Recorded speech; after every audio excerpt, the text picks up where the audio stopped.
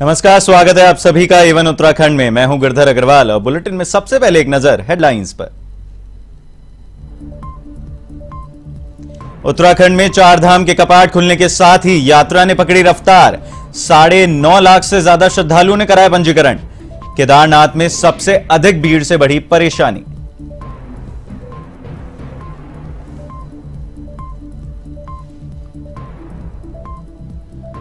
Cabinet मंत्री प्रेमचंद अग्रवाल का ऋषिकेश दौरा। नगर निगम द्वारा किए गए पेच वर्क की जांच के बाद भड़के मंत्री।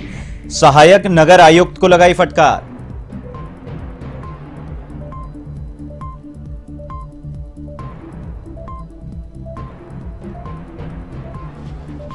चंपावत उपचुनाव को लेकर रण तैयार। प्रचार को धार देने पहुंचे के कांग्रेस के 30 स्टार प्रचारक। राहुल, प्रियंका सहित कई बड़े नाम शामिल। तो प्रत्याशी निर्मला गहतोड़ी 11 मई को करेंगी नामांकन दाखिल।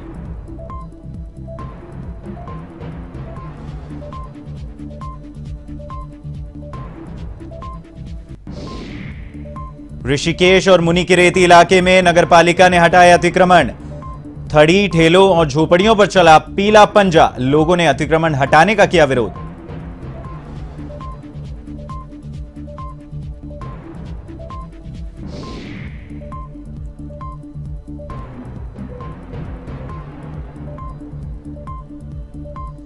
आगामी दिनों में उत्तराखंड में बदल सकता है मौसम। 4 धाम यात्रा को ध्यान में रखते हुए येलो अलर्ट जारी। कई स्थानों पर ओलावृष्टि से फसलें चौपट।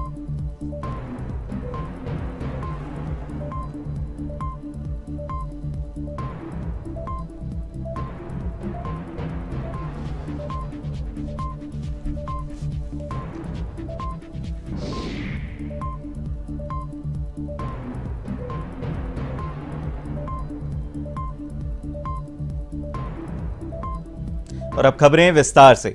4 धाम के कपाट खुलने के साथ ही यात्रा ने रफ्तार पकड़ ली है।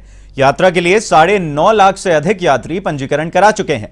इसमें केदारनाथ धाम के लिए पंजीकरण का आंकड़ा 3,35,000 से अधिक पहुंच गया है। वहीं 4 धाम यात्रा को लेकर श्रद्धालुओं में खासा उत्साह है। 4 धामों में क्षमता से 2 से 3 गुना अधिक यात्री दर्शन के लिए पहुंच रहे हैं, जिससे ठहरने के इंतजाम भी कम पड़ रहे हैं। कई यात्री बिना पंजीकरण और ठहरने की व्यवस्था के ही धामों में जा रहे हैं।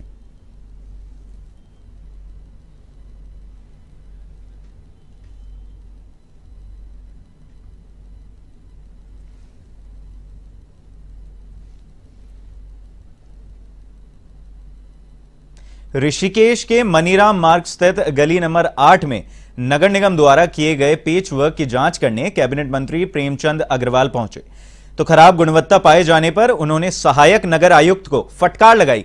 तिलक मार्ग में नाली पर नियमित सफाई न होने, खाली प्लॉट में कूड़ा पड़े होने और सफाई निरीक्षक से भी सवाल जवाब किए। उन्होंने व्यवस्थाओं को दुरुस्त करने के निर्देश देते हुए कार्यवाही के तैयार रहने के लिए चेतावनी भी दी।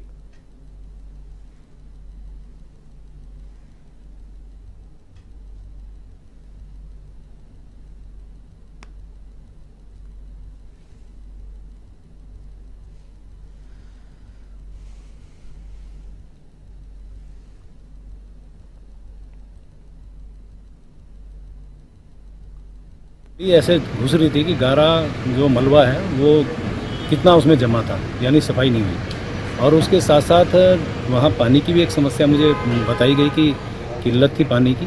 तो वहाँ के जो जल संस्थान के अवर अभियंता को मैंने वहाँ बुलाया और साथ में मौके पे से ही मैंने सहायक अभियंता से बात की ताकि वहाँ पे पानी की प्रॉपर व्यवस्था जनता को मिले।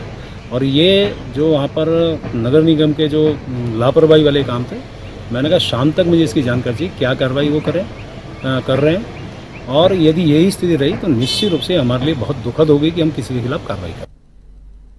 और अब बात करते हैं चंपावत उपचुनाव की, जहां होने वाले उपचुनाव को लेकर तैयारियां शुरू हो गई है, जिसके प्रचार के लिए प्रियंका गांधी वाड्रा और राहुल गांधी के आने की संभावना है। जारी की गई 30 स्टार प्रचारकों की सूची में राष्ट्रीय महासचिव केसी वेणुगोपाल, मुकुल वासनिक और रणदीप सिंह सुरजेवाला जैसे कई बड़े नेताओं के नाम शामिल हैं। कांग्रेस के महामंत्री संगठन विजय सारस्वत ने बताया कि चंपावत उपचुनाव में पार्टी की अधिकृत प्रत्याशी निर्मला गहतोड़ी 11 मई को अपना नामांकन दाखिल करेंगी। साथ ही उन्होंने कहा कि चुनाव प्रचार के लिए शीघ्र ही राष्ट्रीय नेताओं के चुनावी कार्यक्रम भी तय किए जाएंगे।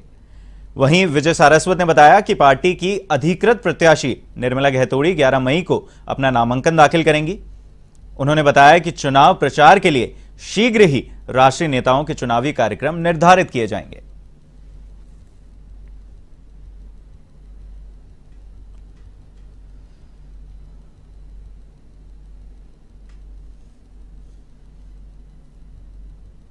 कोटद्वार के बाबर में जशोधरपुर स्टील प्लांट के पास एक हादसा हो गया, जिसमें बिजनौर निवासी एक मजदूर की ट्रक के नीचे आने से मौत हो गई। मिली जानकारी के अनुसार जशोधरपुर में स्थित एक स्टील प्लांट से एक ट्रक आ रहा था। तभी सड़क पर पैदल चल रहे बिजनौर निवासी एक व्यक्ति की ट्रक की चपेट में आने से मौत हो गई, जिसे देख स्थानीय मजदूरों ने ट्रक रोककर ड्राइवर को पकड़कर धुलाई कर डाली और स्थानीय चौकी को सूचना देकर पुलिस को सौंप दिया। तो वहीं परिजनों ने शव उठाने से मना कर दिया, जिस पर पुलिस ने समझा बुझाकर शव कब्जे में लेकर पोस्टमार्टम के लिए भेज दिया। तो वहीं पुलिस द्वारा ट्रक को अपने कब्जे में ले लिया गया है और प्रत्यक्षदर्शियों से मामले की जानकारी ली जा रही है।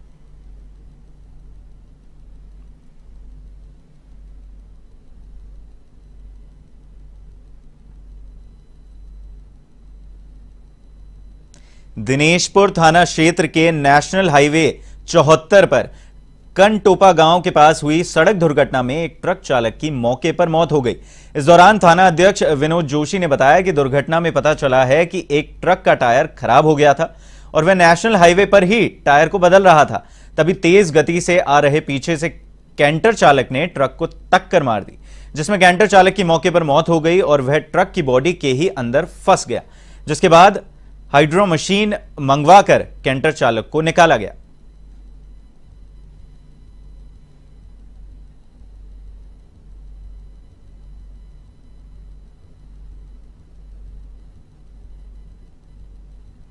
सूचना मिली थी कि जाफरपुर एनएच के पास जो है एक ट्रक का एक्सीडेंट हुआ है, जिसमें एक व्यक्ति गंभीर रूप से घायल है। इस सूचना पर जो हमारी पुलिस पार्टी थी वो मौके पर गई तो देखा तो एक कैंटर जो गदरपुर की तरफ से आ रहा था, वो सड़क किनारे एक जो एलपी ट्रक खड़ा था जो अपना टायर बदल रहा था, उसका ट्रक चालक उसके पीछे से जाके वो टकरा गया, जिससे कि जो कैंटर चालक था वो काफ़ी गंभीर रूप से घायल हुआ।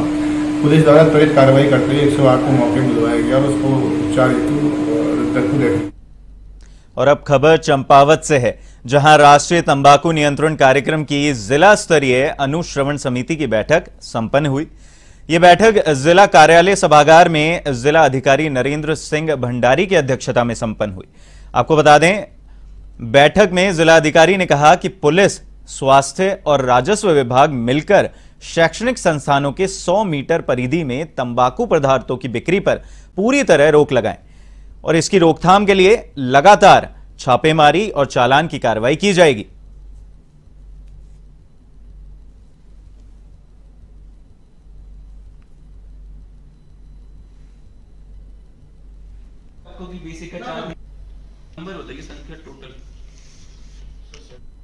टोबैको कंट्रोल की बैठक ली है, जिसमें हमने निर्देश दिए हैं कि सभी कार्यालय टोबैको फ्री घोषित किए जाएं। सभी स्कूल्स और अधिकतम ग्राम पंचायत, तो सभी कार्याध्यक्ष जो हैं, जो आपके हेड ऑफ ऑफिस हैं, उनको निर्देशित किया गया है कि आप इस संबंध में प्रमाण पत्र भी दें। गढ़वाल कमिश्नर के निर्देश पर ऋषिकेश और मुनिकिरेती क्षेत्र में अधिकारी अस्थायी अतिक्रमण हटाने के लिए गंभीर दिखाई दे रहे हैं। आपको बताएं, यातायात और पैदल व्यवस्था में बाधक बनने वाले अतिक्रमण को एक के बाद एक हटाया जा रहा है, जिससे अतिक्रमणकारियों में खलबली मची हुई है। सबसे पहले मुनिकिरेती क्षेत्र में नगरपालिका और पुलिस ने संयुक्त रूप से अतिक्रमण के खिलाफ कार्रवाई की। कैलाश गेट से लेकर राम झूला तक अस्थायी अतिक्रमण के रूप में खड़ी ठेलियां, झोपड़ियां और खोखे हटा दिए गए। जिन लोगों ने अतिक्रमण को नहीं हटाया, उनका सामान नगरपालिका की टीम ने जब्त कर लिया है। अतिक्रमणकारियों ने इस कार्यवाही का विरोध करने के लिए कोशिश की, मगर पुलिस की मौजूदगी ने अतिक्रमणकारियों को विरोध करने का मौका नहीं दिया।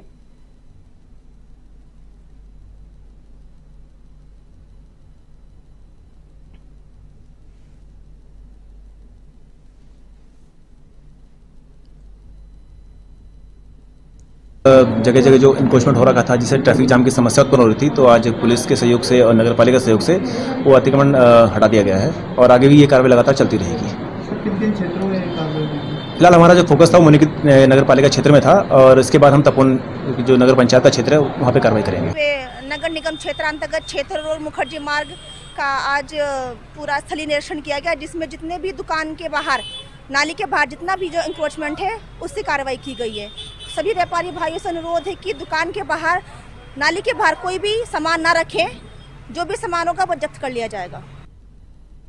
वेतन बढ़ाए जाने, कर्मचारी बीमा निधि एवं पीएफ की मांग को लेकर मंगलौर नगर पालिका पर आउटसोर्स सफाई कर्मचारी अनिश्चितकाल धरने पर बैठ गए हैं। उन्होंने ठेकेदार पर मनमानी किए जाने का आरोप लगाकर जमकर प्रदर्शन किया।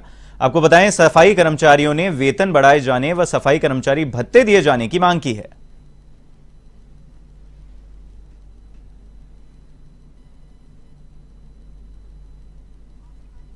हमारा बहुत ज्यादा उत्पीड़न हो रहा है। ठेकेदार क्या करता है कि जब किसी को मर्जी आए, जब हटा दिया, जब किसी को भी लगा लिया। ये ठेकेदार की अपनी प्रतिक्रिया है।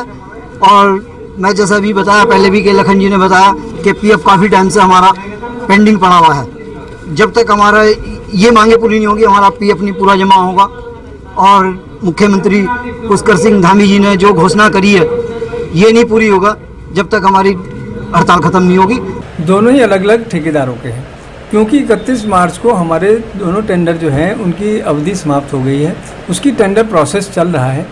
हमने एक अस्थायी व्यवस्था बना रखी है जिसके एवज में इनके अप्रैल की तनख्वाह जो है इनको पेड हो गई है। पुराने ठेकेदार की अभी कुछ ड्यूज़ हैं, इन्होंने ईएसआई और ईपीएफ वगैरह नहीं दिया है इनका। उसके लिए इनको लड़ाई लड़ने के लिए अपने ठेकेदार से मांग करनी चाहिए कि आप हमारे पेमेंट कर दो। उत्तराखंड टूरिस्ट डेवलपमेंट बोर्ड ने उत्तराखंड आने वाले चारधाम यात्रियों की सुरक्षा की दिशा में एक टूरिस्ट सेफ्टी मैनेजमेंट सिस्टम तैयार किया है। आपको बताएं, यह सिस्टम यात्रियों की सुरक्षा को लेकर काम करेगा। इस सिस्टम को लेकर वरिष्ठ शोध अधिकारी सुरेंद्र सिंह सामंत ने कहा कि पर्यटन विभाग की पहल पर इसे तैयार किया गया है, जिसके बाद अब यात्रियों के रजिस्ट्रेशन सत्यापन से लेकर उनके सेफ्टी पॉइंट पर काम करने के लिए इसकी मदद ली जाएगी। सामंत ने कहा कि अभी तक इस सिस्टम के जरिए 7 लाख से ज्यादा यात्रियों का रजिस्ट्रेशन हो चुका है, जिसके बाद आपातकाल की अवस्था में यह सिस्टम यात्री के परिजनों को सूचित करता है और शासन प्रशासन को भी इसकी जानकारी देता है।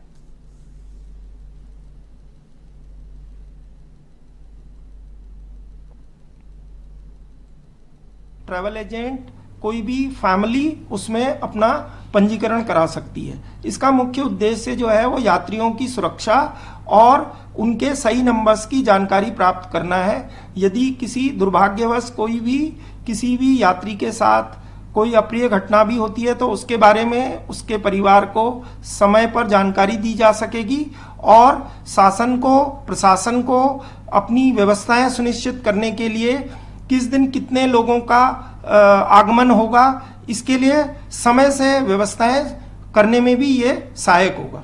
उत्तराखंड पर्यटन विभाग ने इस साल चारधाम यात्रा के दौरान भारी संख्या में श्रद्धालुओं के आने की बात कही है। पर्यटन सचिव दिलीप जावलकर ने कहा कि शासन को इस बात का अंदाजा तो था कि इस साल यात्रा अच्छी चलेगी। इस साल यात्रा के लिए रजिस्ट्रेशन भी भारी संख्या में आए हैं, तो धर्मस्व विभाग की ओर से श्रद्धालुओं की संख्या भी निर्धारित की जा रही है, जिससे चारधाम यात्रा के दौरान भगदड़ जैसी स्थिति में बचा जा सके और श्रद्धालु आसानी से बाबा के दर्शन कर सके। उन्होंने कहा कि 2013 की आपदा के बाद लगातार यात्रियों की संख्या में तेजी आई है और विभाग की ओर से भी मॉनिटरिंग की जा रही है। उन्होंने श्रद्धालुओं को हर तरह की सुविधा उपलब्ध कराने और जरूरतमंद यात्रियों के लिए चार्टर्ड प्लेन की व्यवस्था कराने की बात कही। तो यात्रियों से भी अपील की कि वे यात्रा पर जाने से पहले एक बार अपने स्वास्थ्य का परीक्षण जरूर करा लें।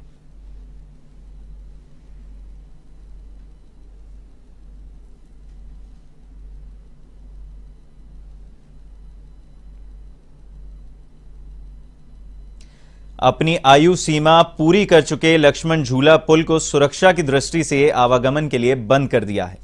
ऐसे में स्कूली बच्चों और स्थानीय लोगों को गंगा पर जाने के लिए 1 महीने से परेशानी का सामना करना पड़ रहा है। आपको बताएं, इस समस्या को देखते हुए गंगा में पर्यटकों के लिए चलने वाली नाव अब स्कूली बच्चों और स्थानीय लोगों को निःशुल्क गंगा पार कराएगी। नाव में गंगा पार करने के लिए आपको केवल अपना कोई भी आईडी कार्ड दिखाना होगा। इस सेवा को शुरू होने से स्कूली बच्चों ने स्थानीय लोगों में खुशी की लहर देखने को मिल रही है।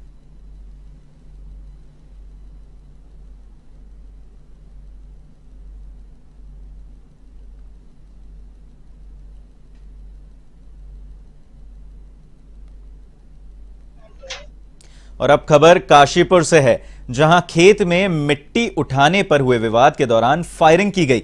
फायरिंग से एक व्यक्ति गंभीर रूप से घायल हो गया। वहीं सूचना पर पहुंची पुलिस ने घायल को अस्पताल में भर्ती कराया। आरोप है कि पीड़ित की पत्नी के साथ भी बदसलूकी की गई। पुलिस ने केस दर्ज कर एक आरोपी को गिरफ्तार कर लिया है। मौके से असला, जिंदा और खोखा कारतूस भी बरामद किया गया।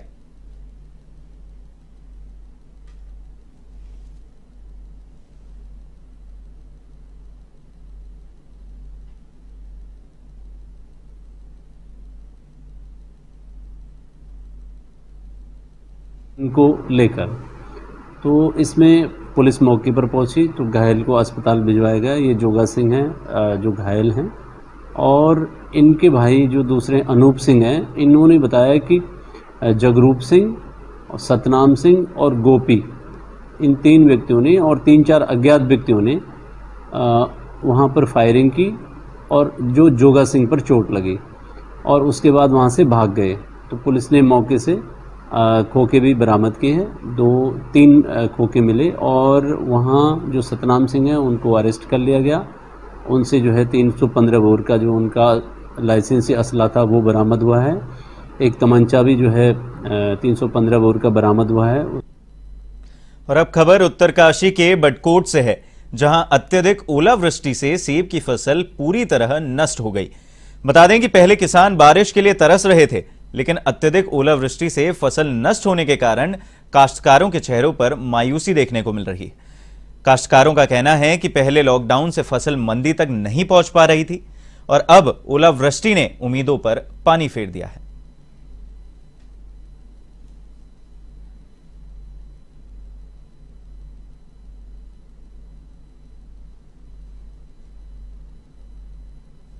बागवान है, खासकर सेब के, वहाँ पे सरकार द्वारा जो अभी तक वो नेट, जिससे कि हमारा वो पेड़ के ऊपर नेट लग जाए, और जहाँ पे अभी नेट वगैरह की सुविधा नहीं है उन बागवानों को नेट की सुविधा सरकार की तरफ से कर दी जाए सब्सिडी तौर पे।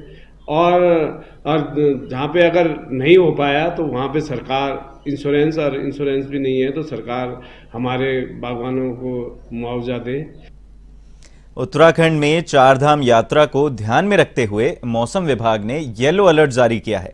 आपको बताएं, मौसम विभाग के अनुसार चारधाम सहित प्रदेश के कई हिस्सों में मध्यम बारिश के साथ ओलावृष्टि भी हो सकती है। इसके मद्देनजर मौसम विभाग के निदेशक विक्रम सिंह चौहान ने यात्रियों को सावधानी बरतने के निर्देश दिए हैं।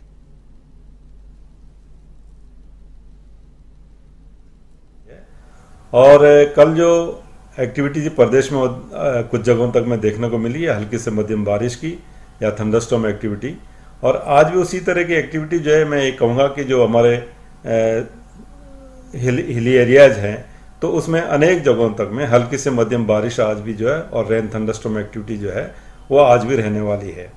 मैदानी क्षेत्रों में जहाँ तक बात है तो वहाँ उसमें भी कहीं कहीं पर जो है हल्की रेन थंडरस्टॉर्म एक्टिविटी देखने को मिलेगी। बाकी जो ज़्यादा एक्टिविटी है वो पहाड़ी क्षेत्रों में है। बुलेटिन में फिलहाल के लिए बस इतना ही। देश और दुनिया की तमाम बड़ी खबरों के लिए आप देखते रहिए A1 TV। नमस्कार।